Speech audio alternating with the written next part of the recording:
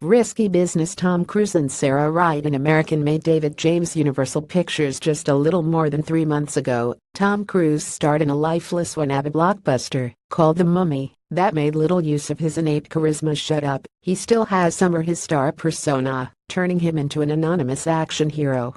Now comes American-Made, a picture that seems unthinkable with anybody but Tom Cruise in the lead. The man who for much of the 80s and 90s was the biggest movie star in the world has done his share of good and bad work in the past decade or so, but American-Made is his first effort in a long while that feels like an honest-to-God Tom Cruise movie. Suddenly, his smile means something again. But there's one huge, beautiful catch. Doug Liman's electric film is clear about the cynicism and corruption beneath its hero's anxious grin.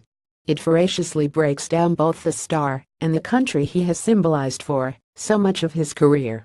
Cruise plays Barry Seal, a workaday TWA pilot frustrated with the grind of hopping from city to city, flying planes on autopilot and coming home to crash asleep before his beautiful, devoted wife, Lucy Sarah Wright, can even put on her welcome lingerie. It's the late 70s, the era of oil shocks and social malaise. Barry has also been doing some minor smuggling on the side, transporting illegal Cuban cigars.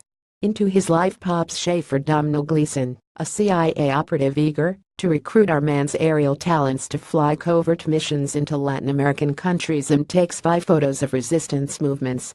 They outfit him with a sweet twin-engine superplane. She looks like she's going 300 miles an hour just sitting there, his own front company, and lots of money. Barry can't stop giggling in disbelieving delight.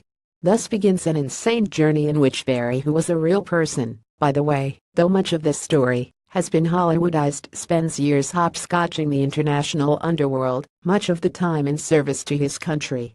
Along the way, he makes buckets of cash and regains his virility to boot.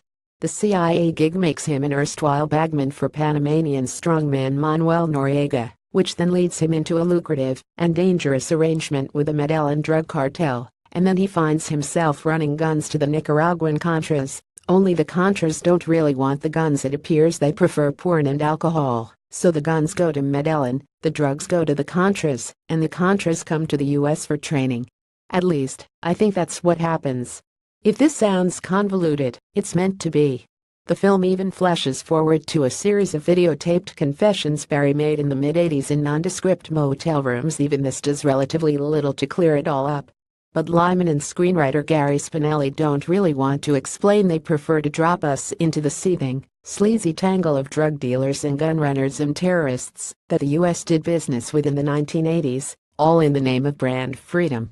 If this ain't the greatest country in the world, Barry exclaims on video, we don't hear the rest of the sentence, because neither he nor we want to entertain the notion that this country isn't. His patriotism is skin deep, yet unquestioned. The film has momentum, hurtling forward with the kind of energy we might imagine courses through Barry's, and, frankly, Tom Cruise's veins.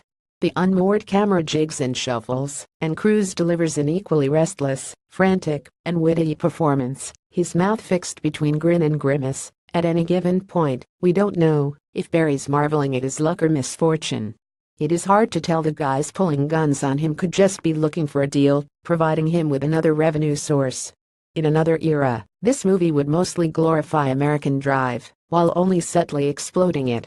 Today, its raw, proud cynicism is a mark of the times, and an appropriate one. But with Cruise in the role, the film dares to become something more, something self-aware.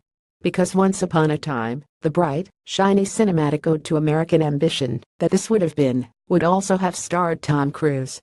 We're reminded of that early on, when Schaefer first approaches Barry and offers him his new destiny.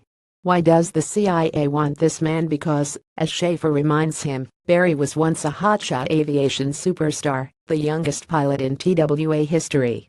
He graduated top of his class, we're told, whatever that means. We're building nations, Schaefer says. It's America at its fucking finest, and we could use someone like you.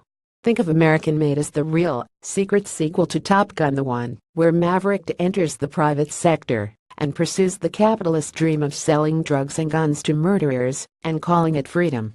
American-Made, directed by Doug Liman. Universal Pictures and Cross Creek Pictures, opens September 29.